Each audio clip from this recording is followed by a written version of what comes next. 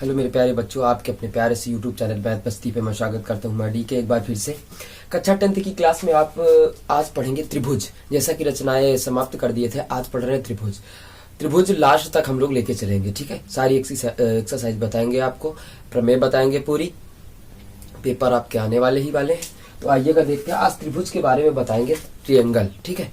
कि पहले हम आपको त्रिभुज के बारे में बताएंगे, त्रिभुज कितने प्रकार के होंगे और कौन कौन से होते हैं, और उसके बाद बताएंगे समरूप आकृतियां और सर्वांगसम आकृतियां, उसके बाद बताएंगे। आप लोग बने रहिएगा। तो आइएगा, और नेक्स्ट वीडियो में आपकी एक्सरसाइज होगी। पहली एक्सरसाइज होगी, उसके बाद फिर प्रमेय बताएंगे, फिर दूसरी एक्सरसाइज होगी प्रमेय के अकॉर्डिंग थेल्स प्रमेय और थेल्स प्रमेय का विलोम बताएंगे, ठीक है।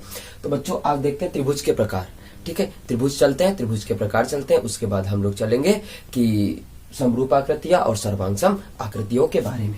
तो भैया त्रिभुज सबसे पहले जानेंगे। आप जानते हैं कि त्रिभुज, त्रि माने तीन होता है, भुज माने भुजाएं, ठीक। यानी तीन भुजाओं से घिरी हुई आकृति को त्रिभुज कहते हैं। क्या बोलेंगे आप? सरल से सरल तरीके से बोल सकते हैं, तीन सरल रेखाओं से घिरी हुई आकृति को त्रिभुज कहते हैं। जैसे आप ये त्रिभुज बना लीजिएगा, ठीक। क्या बोलोगे कि तीन सरल रेखाओं से घिरी हुई आकृति को त्रिभुज कहते हैं। और त्रिभुज में भैया तीन अंताकोण होते हैं, और तीनों अंताकोणों का योगफल आपको ये भी पता है कि कोण ए प्लस कोण बी प्लस कोण सी बराबर 180 अंश होता है। ये बहुत कायदे से आप लोग जानते हैं, ठीक है, कि कोण ए प्लस कोण बी प्लस कोण सी बराबर 180 अंश होता है, ठीक है, ठीक है। तो त्रिभुज की परिभाषा सीख ली कि तीन सरल रेखाओं से घिरी हुई आकृति को त्रिभुज कहते हैं। त्रिभुज में तीन अंताकोण होते हैं, कोण ए प्लस कोण बी प्लस कोण सी बराबर 180 अंश, ठीक। अब आइएगा, तीनों अंताकोणों का योगफल 180 अंश होता है। अब त्रिभुज के प्रकार चलते हैं बच्चों। क्या चलेंगे? त्रिभुज के प्रकार, टाइप्स ऑफ ट्रायंगल, त्रिभुज के प्रकार। तो सबसे पहले हम लोग प्रकार भुजाओं के आधार पे देखेंगे। किसके आधार पे? भुजाओं के आधार पे। भुजाओं के आधार पे देखने के बाद उसके बाद देखेंगे कोणों के आधार पे बच्चों देखेंगे, ठीक। टाइप्स ऑफ ट्रायंगल, भुजाओं के आधार पे, भुजाओं के आधार पर, ठीक, के आधार पर। सबसे पहला होता है आपका समबाहु त्रिभुज। समबाहु त्रिभुज हम आपका रटवाएंगे नहीं, केवल हम लोग समझाएंगे। ये आपको हेडिंग मिल जाएगी, इससे आप लोग आसानी से निकाल देंगे, ठीक है। क्या लिखा है? समबाहु त्रिभुज। सम माने समान, बाहु माने भुजित, भुज सम माने समान, बाहु माने भुजाएं, त्रिभुज माने आप जाने तीन भुजाएं, ठीक। तो सम माने समान, बाहु माने भुजाएं, यानी ऐसा त्रिभुज जिसकी सभी भुजाएं बराबर हो। और ये चीज याद रखना कि जब सब भुजाएं बराबर हो तो सब कोण बराबर होते हैं, ठीक। तो क्या बताओगे कि ऐसा त्रिभुज जिसकी सभी भुजाएं बराबर हो, ठीक। जब ऐसा त्रिभुज जिसकी सभी भुजाएं बराबर हो उसे हम समकोण त्रिभुज, हाँ, समबाहु त्रिभुज के नाम से जानते हैं। सॉरी, ऐसा त्रिभुज जिसकी सभी भुजाएं बराबर हो तथा सभी कोण बराबर हो उसे हम समबाहु त्रिभुज कहेंगे। यानी ए बी बराबर बी सी बराबर सी ए। फिर क्या हो जाएगा? कोण ए बराबर कोण बी प्लस बराबर कोण सी, ठीक। कहते हैं प्रत्येक कोण 60 अंश का होता है। सब लोग यही आपसे पूछेंगे कि समबाहु त्रिभुज का प्रत्येक कोण कितने अंश का होता है बच्चों। तो आप बताओगे 60 अंश का। अब कैसे होता है ये चीज देखिएगा। जैसे तीनों कोण बराबर, तो हम लोग मान लेंगे इसको यक्स, इसको यक्स, इसको यक्स मान लेंगे, तीनों को यक्स मान लिया। आपने अभी अभी पढ़ा कि त्रिभुज के तीन अंताकोणों का योगफल 180 अंश होता है। तो इसको रखेंगे x plus x plus x बराबर 180 अंश, ठीक। ये कितना हो गया? 3x बराबर 180, 3 से डिवाइड कर दीजिएगा तो x बराबर कितना आ गया? 60। यानी प्रत्येक कोण कितना हो गया? 60 अंश का हो गया, ठीक। ये बात समझ में आ गई। इस तरीके से हम लोग प्रूव करेंगे। तो आइएगा, क्या हो गया आपका? समबाहु त्रिभुज। सेकंड नंबर पे आता है समद्विबाहु त्रिभुज। समद्विबाहु त्रिभुज, समद्विबाहु त्रिभुज, समद्विबाहु त्रिभुज। देखो परिभाषा से इससे हेडिंग से स्पष्ट है। सम माने समान, द्वि माने द्वि, बाहु माने भुजाएं। यानी ऐसा त्रिभुज जिसकी दो भुजाएं बराबर हो बच्चा। और जब दो भुजाएं बराबर होंगी तो दो कोण बराबर होंगे आपके। आइएगा देखते हैं। ये आपका बना दिया, ये भुजा इसके बराबर है, ए बी सी। यानी आप क्या बताओगे? ए बी बराबर बी सी। और आप एक चीज याद रखो, दो भुजाएं बराबर तो दो कोण बराबर, यानी कोण ए बराबर कोण सी, कोण ए बराबर कोण सी। अब ये बराबर कब होंगे? जब ये 45-45 का होगा, तभी तो बराबर होगा। ऐसा त्रिभुज जिसकी दो भुजाएं बराबर हो उसे हम समद्विबाहु त्रिभुज कहते हैं, ठीक। अब ये कितना बचा? 90 का ही तो बचेगा। 45 दूना 90 और 180 में घटाओगे 90 तो 90 ही आएगा, ठीक है। 90 आएगा तो जब 90 जब बनता है तो कौन सा कोण बनता है, समकोण। यानी इसे क्या लिखेंगे नोट में, इसे हम लोग समकोण समद्विबाहु त्रिभुज कहते हैं। नोट में लिखेंगे NOTE, नोट में लिखेंगे इसे समकोण समद्विबाहु त्रिभुज कहते हैं, समद्विबाहु त्रिभुज कहते हैं। ठीक बच्चों, इसे हम लोग समकोण समद्विबाहु त्रिभुज भी कहते हैं। ठीक, हटा रहे हैं। अच्छा, इसके बाद आगे वाला देखते हैं। 3 नंबर में विषमबाहु, विषमबाहु त्रिभुज। तो विषमबाहु त्रिभुज में ऐसा त्रिभुज जिसकी कोई भी भुजा बराबर नहीं होती, जब भुजा नहीं बराबर तो कोण नहीं बराबर होगा। ठीक है, विषमबाहु ऐसा त्रिभुज जिसकी कोई भी भुजा बराबर न हो तथा कोण भी बराबर नहीं होते, उसे हम विषमबाहु त्रिभुज कहते हैं। अब कोणों के आधार पे आते हैं। कोणों के आधार पर, ठीक, कोणों के आधार पर सबसे यानी 4 नंबर डाल लीजिएगा। 3 नंबर तक यहाँ कंप्लीट कर लिया, 4 नंबर चलते हैं। ठीक है, न्यून कोणीय त्रिभुज, ये न्यून कोणीय त्रिभुज। अब देखो भैया, कोण हमने 9th की क्लास में बता दिया था। अब उसको देख ले, न्यून कोण यानी ऐसा, देखो न्यून कोण का मतलब 0 से बड़ा 90 अंश छोटा होता है। आप बोलोगे ऐसा त्रिभुज जिसके सभी कोण न्यून कोण हो, ऐसा त्रिभुज जिसके सभी कोण न्यून कोण हो। जैसे अभी अभी पढ़ा था 60 60 60, ये ऐसा बोल सकते हैं, ये हो जाएगा 70, ये हो जाएगा 60, ये हो जाएगा 50। वह कोण जो 0 अंश से बड़ा तथा 90 अंश से छोटा, उसे हम न्यून कोण कहते हैं। ठीक है बच्चों, आ गई बात समझ में। अब आइएगा आगे देखते हैं। न्यून कोणीय त्रिभुज हो गया।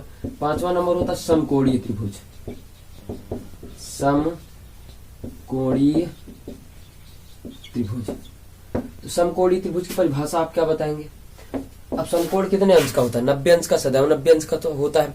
तो ऐसा त्रिभुज जिसका एक कोण समकोण हो, ऐसा त्रिभुज जिसका एक कोण समकोण हो। ठीक, कोण भी बराबर 90 अंश। ओके बच्चा। छठा क्या होता है, अधिक कोणीय त्रिभुज, अधिक कोणीय त्रिभुज। तो अब अधिक कोण पहले समझे, उसके बाद अधिक कोणीय त्रिभुज आ जाएगा।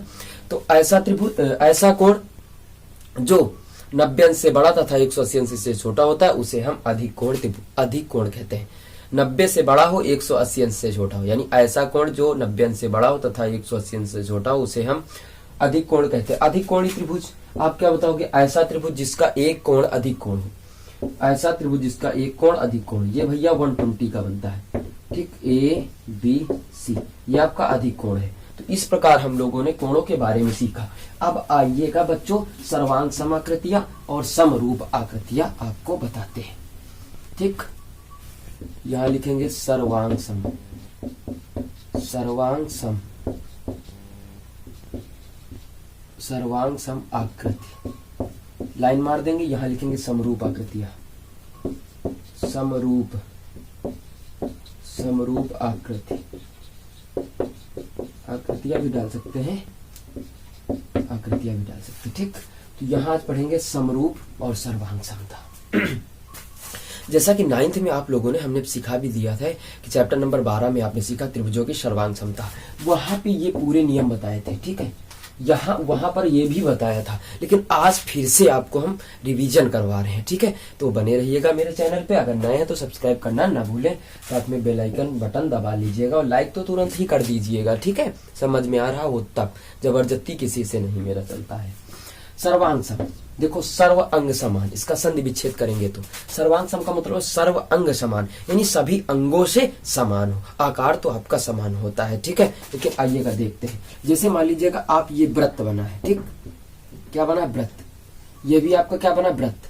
अब जैसे दोनों की त्रिज्या 3-3 कर दिया जाए दोनों की त्रिज्या 3-3 कर दिया जाए, इसमें सर्वांग सम में क्या होता, सर्वांग समता में क्या, सर्वांग सम में क्या होता है कि आपका आकार भी समान रहता और जो दूरी दी होती, आयाम जिसे बोलते हैं, दूरी भी आपकी समान रहती। बट इसमें ऐसा कुछ नहीं होता है, इसमें केवल आकार समान होना चाहिए। दूरी आपकी जो पीछे जो अलग अलग होती, कोई दिक्कत वाली बात नहीं। इसमें क्या, दोनों समान होने चाहिए। दूरी भी आपकी समान हो, यानी लंबाई चौड़ाई जो दिया हो आपको, और आकार भी आपका समान होना चाहिए। ठीक है, अब जैसे एक वर्ग बना दिया ऐसे, इसकी भुजा ये वाली 4 सेंटीमीटर तक दिया, दूसरा बनाया 3 सेंटीमीटर रख दिया।